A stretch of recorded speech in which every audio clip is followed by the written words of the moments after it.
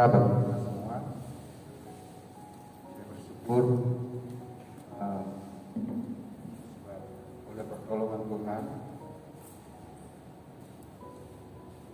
saya dapat berdiri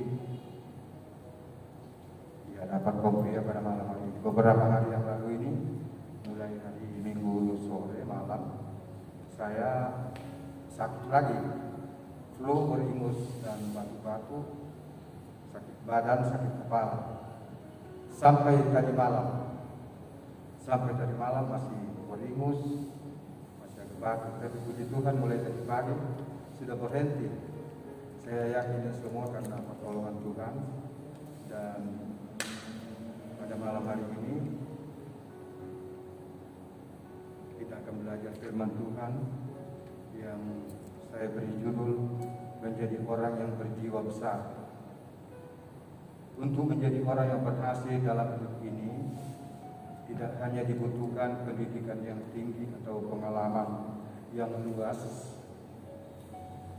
tetapi seseorang yang berhasil yang memberi dampak dalam masyarakat, di dalam keluarga, di dalam jemaat adalah seseorang yang memiliki jiwa yang besar, yang sering dikatakan orang yang berjiwa besar. Orang yang berjiwa besar adalah orang yang tidak sombong ketika dia berhasil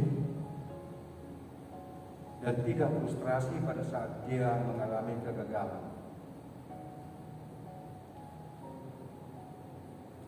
Sering dalam kehidupan kita temukan orang-orang yang frustrasi, mengalami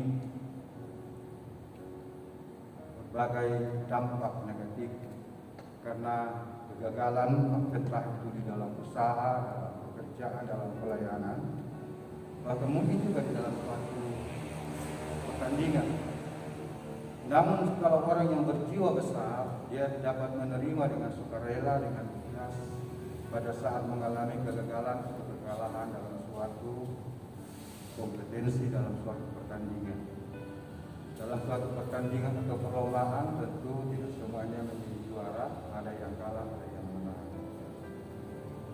Jadi orang yang berjiwa besar, dia dapat menerima kekalahan, dapat menerima kegagalan dengan ikhlas, tetapi tidak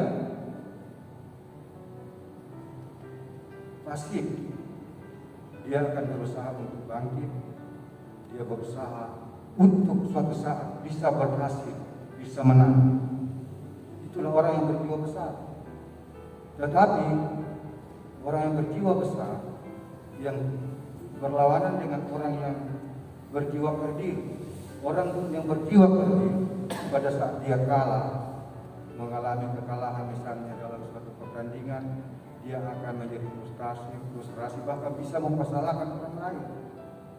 Mungkin dia mengatakan bahwa jurinya curang dan sebagainya. Demikian juga di dalam aspek kehidupan kita sehari-hari, dalam usaha, bisnis, itu terjadi banyak persaingan. Di dalam pekerjaan juga demikian. Di kantor-kantor untuk mendapatkan jabatan itu sering ada persaingan-persaingan, ada yang berhasil, ada yang gagal. Tetapi kalau kita sebagai orang yang berjiwa besar, pada saat kita berhasil, kita tidak perlu menjadi orang yang sombong. Dan pada saat kita gagal, kita tidak akan menjadi frustrasi, tetapi kita rela menerima keadaan bagaimanapun juga. Sebagai orang yang percaya pada Yesus Kristus sebagai Tuhan dan Juru Selamat, kita perlu menjadi orang yang berjiwa besar dalam menghadapi setiap kehidupan kita masing-masing, baik itu dalam keluarga, dalam rumah tangga, di dalam pekerjaan atau usaha, bahkan juga di dalam berjemaat, di dalam gereja sebagai pelayan Tuhan. Kita perlu menjadi orang yang berjiwa besar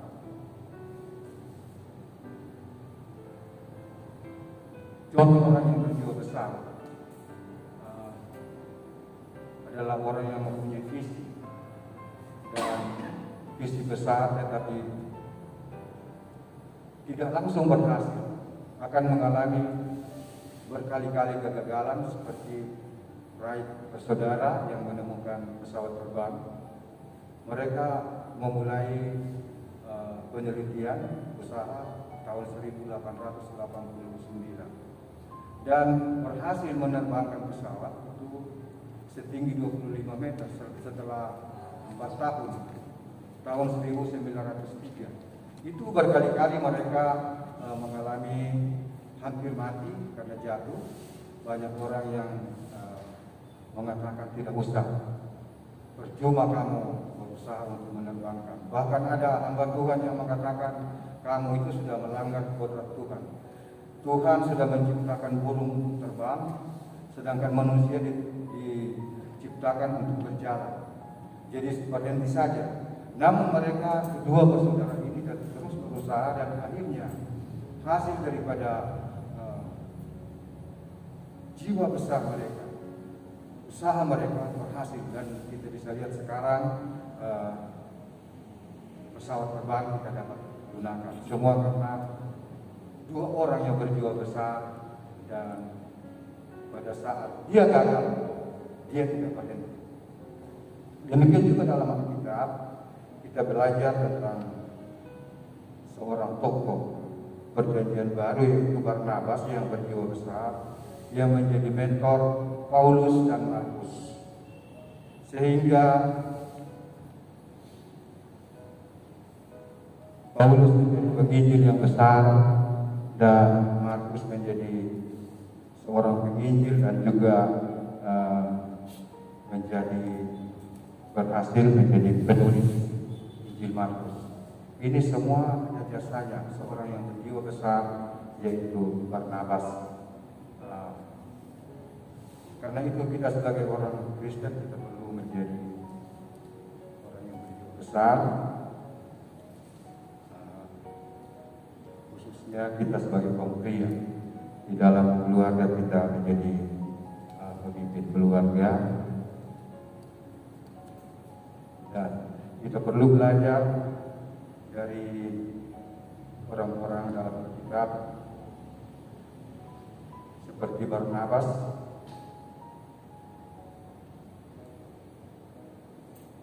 yang mempunyai jiwa besar, dan hasilnya adalah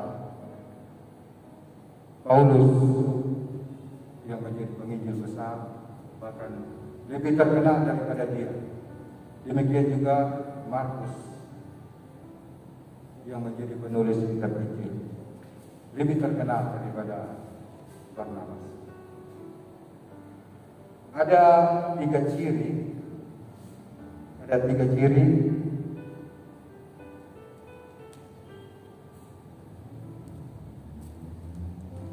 orang yang berjiwa besar. Yang pertama adalah murah hati dan suka memberi. Mari kita sama-sama baca dalam Kisah Rasul pasal 4 ayat yang ke-36 sampai 37.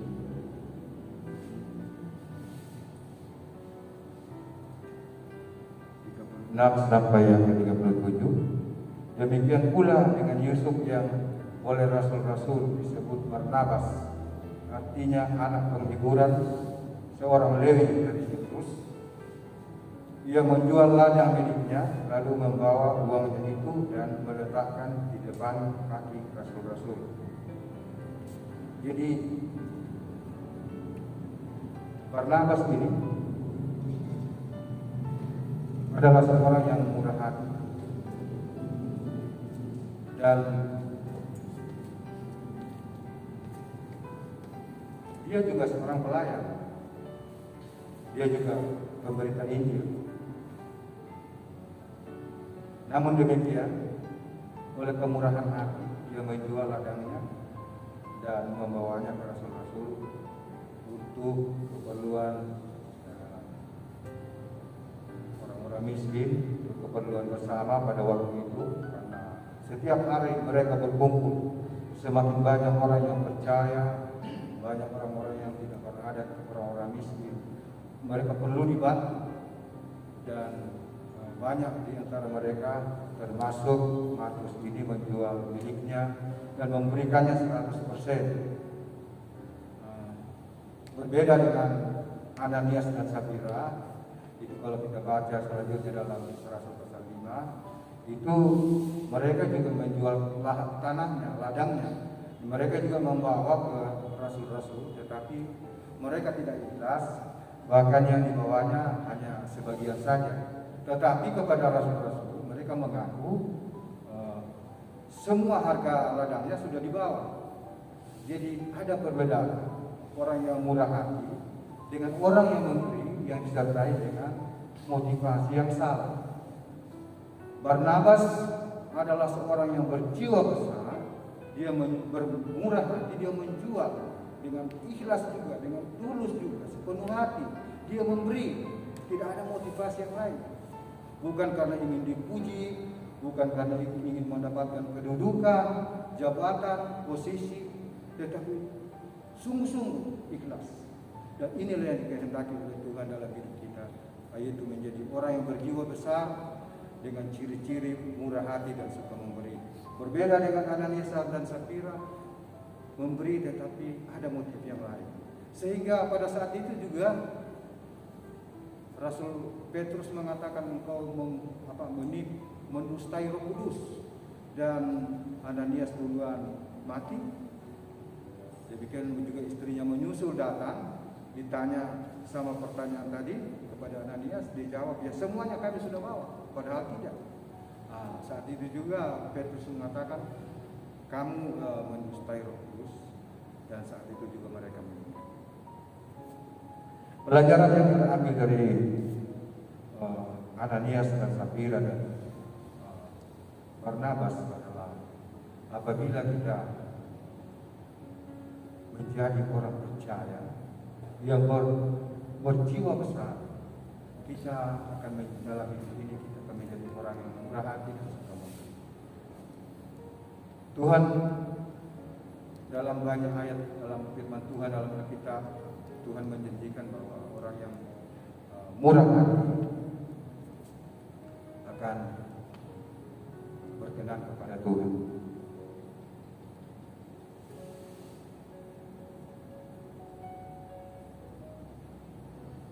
Bahkan dalam Injil Matius pasal 5 ayat 7, khotbah Tuhan Yesus, berbahagialah orang yang murah hatinya, karena mereka akan beroleh kemurahan. Jadi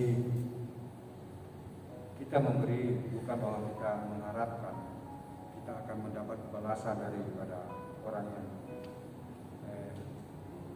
kita memberi. Bahkan kadang-kadang kita bermurah hati kepada orang, tetapi balasannya tidak sesuai.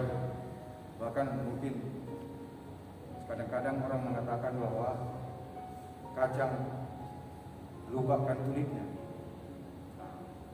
dikasih hati mau jantung. Tapi maksud daripada firman Tuhan ini, buat bahagialah orang yang murah hatinya, karena mereka akan memperoleh kemurahan. Artinya kemurahan itu bukan diberikan oleh manusia, tetapi kita akan dapat kemurahan dari Tuhan. Tuhanlah yang akan membalas apabila kita bermurah hati. Sama halnya dengan Barnabas, karena dia memberi dengan murah hati, tetapi Tuhanlah yang membalas dalam kehidupannya. Tuhan yang turut bekerja menyatakan kemurahannya, kebesarannya dalam hidup Barnabas. Jadi itulah ciri yang pertama. Ciri yang kedua adalah senang melihat orang lain maju dan sukses. Kisah Rasul pasal 11.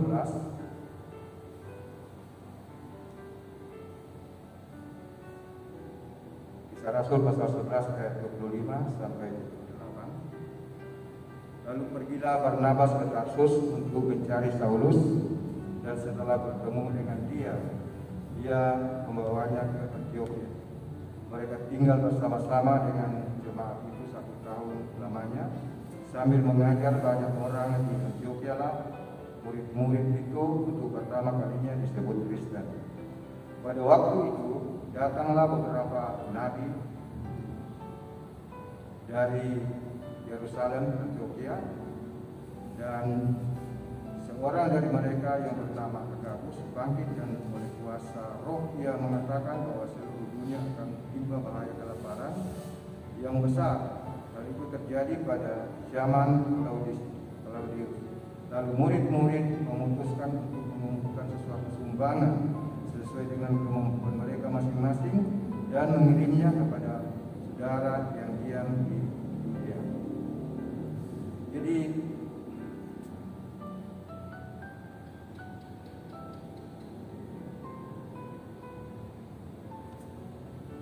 ciri yang kedua daripada orang yang berjiwa besar adalah senang melihat orang lain maju dan sukses.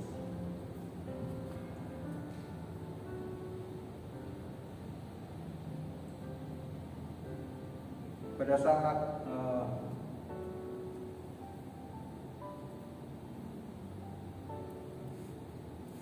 Barnabas meninggalkan Yerusalem dan pergi ke Tarsus, itu beberapa tahun antaranya. Dan pada waktu itu Barnabas melayani di Antioquia. Selama beberapa tahun tidak ada kabar tentang Barnabas kepada rasul-rasul, juga kepada Barnabas. Namun Barnabas datang ke Tarsus mencari Saulus dan mengajak dia terlibat dalam pelayanan. Jadi sebagai orang yang percaya, kita perlu berusaha untuk mengajak orang lain.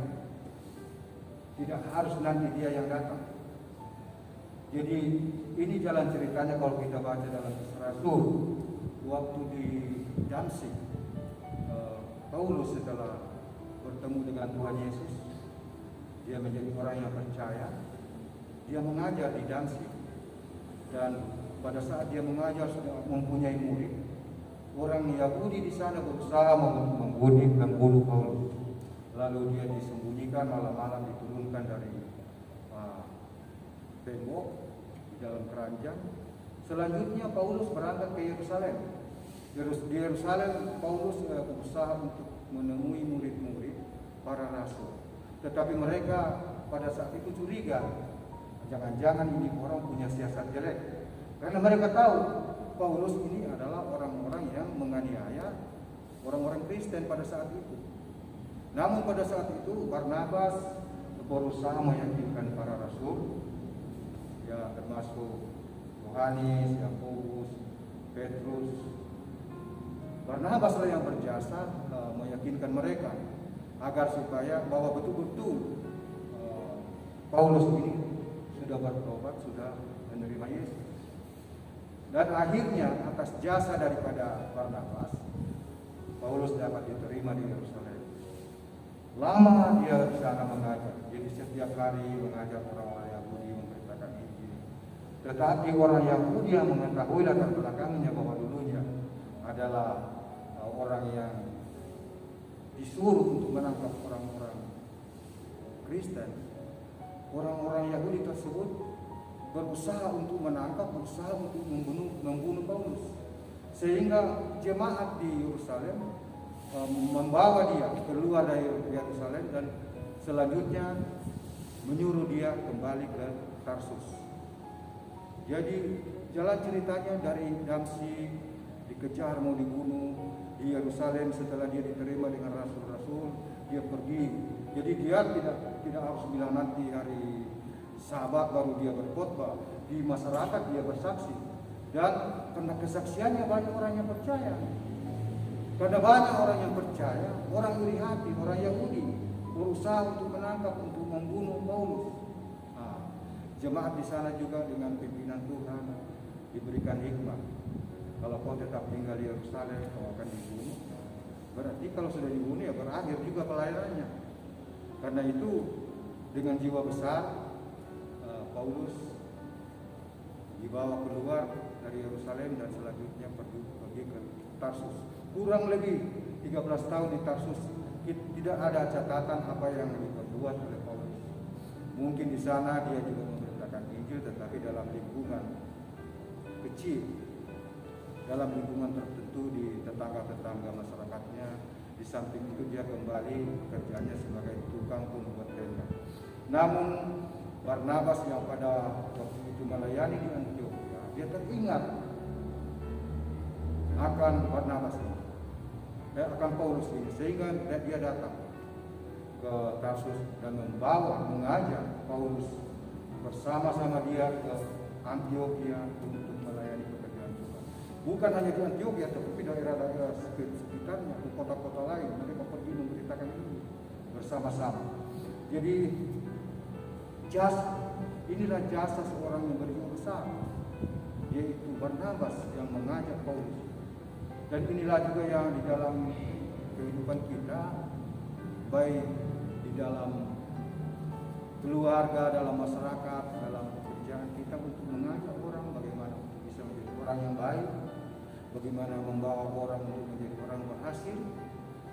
Tentunya kita tidak menginginkan kita menjadi orang yang berhasil sendiri. Bahkan juga di dalam jemaat, di dalam gereja, kita perlu mengajak orang untuk datang. Tidak selamanya kita mengajak orang kita akan diterima langsung. Mungkin 1 kali belum, 2 kali belum, 3 kali, 4 kali belum, tapi selanjutnya akan bersedia. Asal kita tidak pada saat menghadapi kegagalan, kita tidak langsung berhenti. Seperti yang menemukan pesawat terbang, itu mengalami kegagalan berkali-kali. Itu diejek orang-orang sebenarnya, ditertawai oleh orang, ini orang bodoh sebenarnya, orang mau mati. Tetapi karena mereka mempunyai visi besar, mempunyai jiwa yang besar, mereka tidak mengikuti, tidak terpengaruh dengan ejekan-ejekan orang. Demikian juga dalam hidup kita sebagai orang yang percaya, bahwa kita perlu menjadi orang yang berjiwa besar, yang bukan berjiwa kerdil. Kalau orang yang berjiwa kerdil adalah orang yang tidak suka melihat orang lain sukses, tidak suka melihat orang lain senang, bahkan senang melihat orang menjadi susah. Itu berjiwa kerdil. Tetapi orang yang berjiwa besar, dia berusaha dalam hidup ini bukan hanya kita untuk mengumpulkan kekayaan, mengumpulkan sebanyak-banyaknya untuk kepentingan kita sendiri, tetapi kita mengumpulkan juga untuk bisa membawa dampak yang baik kepada masyarakat, kepada orang lain sekitar. Itulah ciri yang kedua, orang yang berjiwa besar, yang bermanfaat bagi masyarakat, bahkan Barnabas ini kalau kita boleh katakan membawa dampak di seluruh dunia. Kenapa?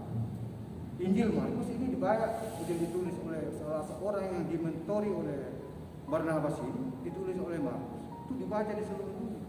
Demikian juga Paulus, dia boleh menjadi pemberita Injil dari Yerusalem sampai ke Eropa, sampai ke Roma, dan sekarang sampai ke seluruh dunia. Itulah dampaknya orang yang berjiwa besar. Selanjutnya, ciri yang ketiga daripada orang yang berjiwa besar,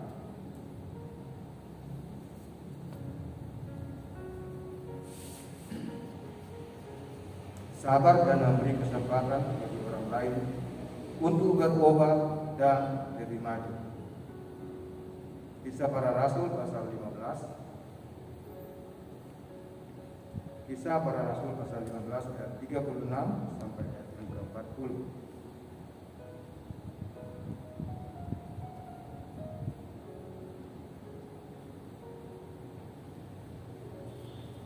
Tetapi beberapa waktu kemudian berkatalah Paulus kepada Barnabas, baiklah kita kembali kepada saudara-saudara kita di setiap kota di mana kita telah memberitakan firman Tuhan untuk melihat bagaimana keadaan mereka. Barnabas ingin membawa juga Yohanes yang disebut Markus.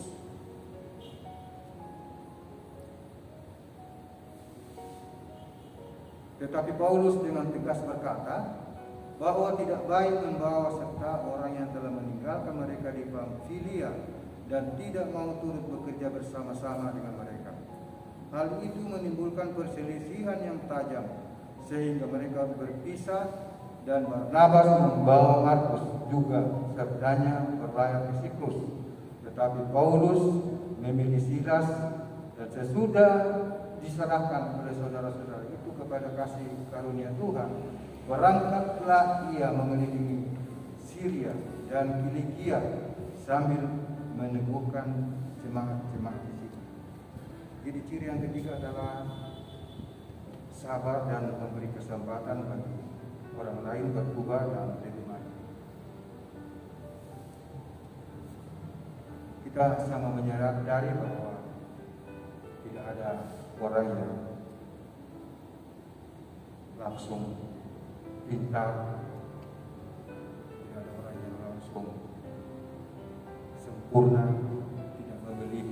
tidak mempunyai kesalahan atau kegagalan dalam hidup ini.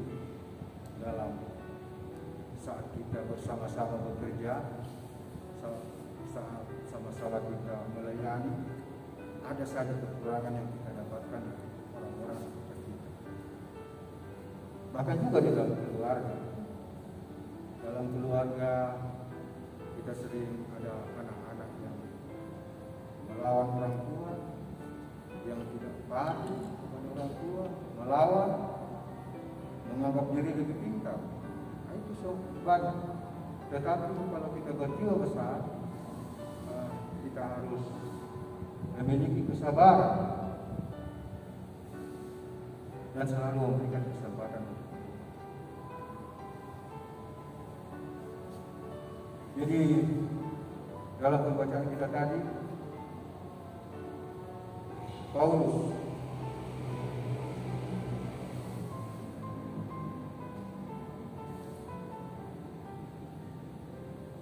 berkata kepada Barnabas, baiklah kita kembali kepada saudara-saudara kita di setiap kota di mana kita telah memberitakan firman Tuhan untuk melihat bagaimana keadaan mereka. Artinya ini kemungkinan besar bahwa Paulus, Barnabas, dan Markus ada di Antiok. Paulus yang mengajak Barnabas pergi kembali ke kota-kota yang tadinya mereka sudah datangi, sudah ada orang yang bertobat di situ, sudah berdiri jemaat-jemaat. Tetapi Markus dan Barnabas ingin membawa ayat ke-37, Barnabas ingin membawa juga Yohanes yang disebut Markus. Jadi Barnabas mau membawa Markus. Paulus tidak setuju karena pernah pada suatu peristiwa di Pamfilia. Ini Markus ini sebagai seorang muda, mungkin angin-anginan, entah bagaimana tiba-tiba dia pergi tinggalkan Barnabas dan Paulus di Pamfilia. Ya maklumlah kalau anak muda. Ya mungkin ada panggilan, ada pacarnya atau ada apa-apa ya, atau mungkin jenuh, dia pergi kembali mungkin ke orang tuanya. Hal ini membuat Paulus tidak senang. Dia tidak mau lagi membawa Markus. Dia tidak mau lagi kalau Markus ikut bersama-sama mereka dalam penginjilan, dalam pergi mereka berkeliling kepada jemaat. Namun Barnabas, karena dia berjiwa besar, walaupun dialah yang mengajak Paulus, Barnabas lah yang mengajak dia, kan tadinya di Tarsus dia, terus dia ajak datang ke Antioquia. Tetapi sekarang sebenarnya di Paulus dia apa itu? menganggap dirinya lebih ini daripada Barnabas. Ya mungkin lebih dalam berkhotbah lebih hebat ya. Mungkin dalam pelayanan dia lebih hebat, ya, lebih dipakai Tuhan, lebih nampak. Tetapi Barnabas tidak kecewa. Dia sabar. Dia bilang oke, baik kita berpisah jalan. Jadi Barnabas mengajak Markus pergi ke Siprus dan Paulus mengajak Silas untuk pergi ke Kilikia dan ke Syria keliling. Jadi tidak ada, ya walaupun berbeda pendapat, tetapi mereka tidak bermusuhan. Ya pergi dengan damai. Jadi orang yang berjiwa besar tidak harus karena berbeda pendapat kita bermusuhan. Tidak perlu. Boleh berbeda pendapat. Dan kita bisa maklumi Paulus yang tidak mau menerima Markus. Itu manusiawi ya, manusiawi. Masih ada di bawah. Jangan sampai nanti kita ajak dia tinggalkan lagi kita. Tetapi karena Barnabas memiliki jiwa yang besar, dia yakin dan pasti bahwa ini anak muda ini kalau saya bawa suatu saat dia akan berubah, dia akan lebih maju. Dia bawa ke situ.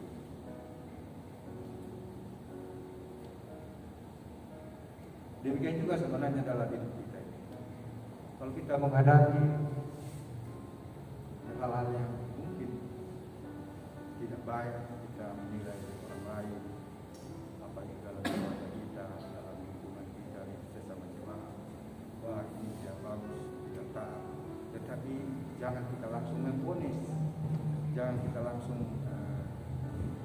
memberikan sanksi berat yang kalau itu dilakukan bisa-bisa dia murtad atau dia tinggalkan gereja. Kalau dalam keluarga mungkin dia bisa pergi dan bisa menjadi orang tidak percaya lagi. Tetapi kalau kita bimbing dia baik-baik, kita memiliki kesabaran, kita memberikan dia kesempatan untuk berubah. Ini yang dibutuhkan, yaitu kesabaran dan memberikan kesempatan kepada orang lain. Tentunya ini semua membutuhkan selain kesabaran, tentunya disertai dengan firman Tuhan, disertai dengan tenggang rasa. Kita harus menahan emosi, menahan kemarahan dan sebagainya. Kadang-kadang memang ya berat, tetapi itulah yang harus kita lakukan dalam hidup. Yaitu bisa menjadi orang yang sabar, memberi kesempatan kepada orang lain, tidak dendam, tidak memusuhi. Ya begitulah. Dan akhirnya oleh karena seorang Barnabas ini yang menjadi mentor Paulus, walaupun berbeda pendapat, tetapi dia tetap bersahabat, sama-sama pelayan. Dan akhirnya Markus ini, Paulus juga mengakui Markus. Kalau kita baca dalam Alkitab Petrus, selanjutnya dalam Kolose, waktu di Paulus di Roma, malah Markus dipanggil ke sana. Dipanggil ke sana. Itu kita baca dalam 2 Timotius